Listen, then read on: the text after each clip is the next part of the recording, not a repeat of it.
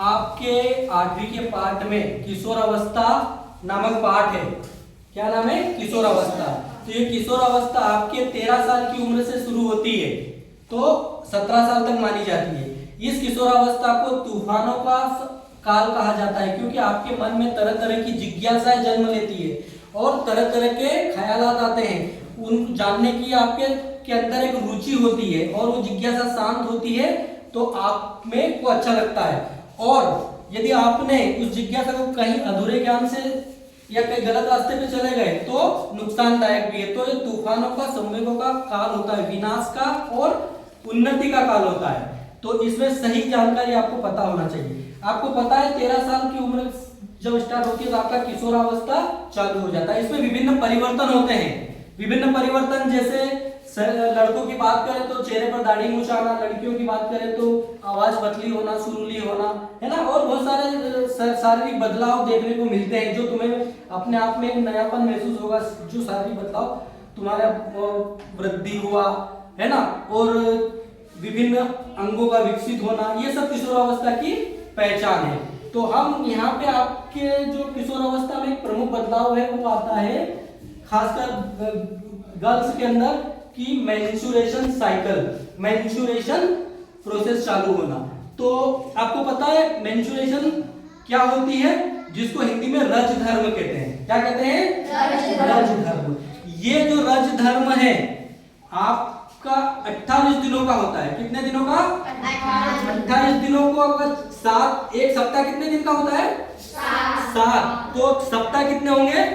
4 सप्ताह। 4 सप्ताह का ये आपका रज धर्म होता है। इसमें क्या होता है कि जितनी भी गर्ल्स महिलाएं जो 13 साल से ऊपर की है, 13 साल से स्टार्ट है इसका समय माना गया है, तो यहाँ पे इनका जो ये जननांग है यूटेरस उनके, और यहाँ पे ये नली चित्र आपने बनाया है फिलोपियन ट्यूब। तो यहाँ पे ओवम बनना शुरू हो जाते हैं।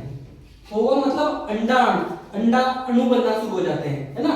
तो इसमें अंडाणु में क्या होता है, आपके 28 दिन का जो चक्र होता है उसको अपन समझेंगे कि जो पहला सप्ताह होता है यहाँ पे अंडाणु या ओवम बनना शुरू हो जाते हैं और ये हर 2-2 दिन तक बने एफटी फेलोपियन ट्यूब के यहाँ पे एक अंडा बाहर आना शुरू हो जाता है 2-2 दिन के लिए।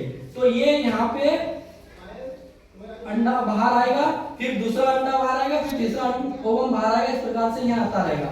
अब ये कब तक बनता है? 4 सप्ताह तक, 28 दिन पे। और फिर 28 दिन में यदि किसी संपर्क नहीं हुआ, किसी भी स्पर्म से, शुक्राणु से संपर्क नहीं होता, तो ये 28 दिन के बाद ये प्रक्रिया जो शरीर से अंडाणु नष्ट होकर शरीर से बाहर हो जाते हैं। शरीर से बाहर जो अंडाणु बने थे ना, ये अंडाणु शरीर से बाहर हो जाते हैं। तो आप लोगों का वो मंथली साइकिल रज धर्म उसको कहते हैं, ये अंडाणु का नष्ट होकर शरीर से बाहर निकलना, है ना। तो कितने दिन का हुआ ये? 28 दिन का। सप्ताह की बात करें तो 7 दिन, सब 4 सप्ताह। तो अब इसमें जो अंडाणु, एक तो पहला सप्ताह जैसे तुम्हारा रज धर्म खत्म हुआ, पहला सप्ताह और आखिरी सप्ताह, वहां के जो अंडाणु वो थोड़े कमजोर क्वालिटी के होते हैं। सबसे अच्छी क्वालिटी के जो अंडाणु रहते हैं वो दूसरे और तीसरे सप्ताह के होते हैं, ठीक है। अब अगली बार क्या होगा, ये इसके अंदर 2 ओवम होते हैं, एक लेफ्ट और एक राइट। तो एक सप्ताह, ये एक महीना यहाँ आया ना, इसको इस लेफ्ट वाले में अंडाणु बने, ओवम बने। दूसरा सप्ताह पे ये यहाँ पे बनना बंद हो जाए, दूसरे महीने में ये यहाँ के अंडाणु बंद हो जाएंगे और इस ओवम में अंडाणु बनना शुरू हो जाएंगे। ये रेस्ट करेगा और ये राइट वाले हिस्से से आपको अंडाणु बनकर यहाँ पर आते जाएंगे, ठीक है। और ये एक अंडा परिपक्व होता है हर दूसरे तीसरे दिन। स्पर्म यदि आया तो ये निषेचित हो जाता है, और निषेचित हुआ मतलब वो गर्भ वाली प्रोसेस पूरी हो जाती है, इसमें प्रवेश करना। अगर नहीं हो पाया तो ये अंडा 2 दिन में खत्म हो गया, फिर दूसरा पीछे वाला आ जाएगा, वो 2 दिन रुकेगा, वो उसको संपर्क नहीं हुआ तो फिर इस प्रकार से पीछे से आते जाएंगे। ये प्रक्रिया भी 28 दिन तक प्रोसेस चलेगी, उसमें 4-4 सप्ताह में, है ना। तो जब कोई संपर्क नहीं हुआ तो जनन क्रिया नहीं होगी और ये 28वें दिन सारे अंडाणु नष्ट होकर शरीर से बाहर होते जाएंगे। तो ये प्रक्रिया आपकी मेंस्ट्रुएशन प्रक्रिया कहलाती है फीमेल की, ठीक है।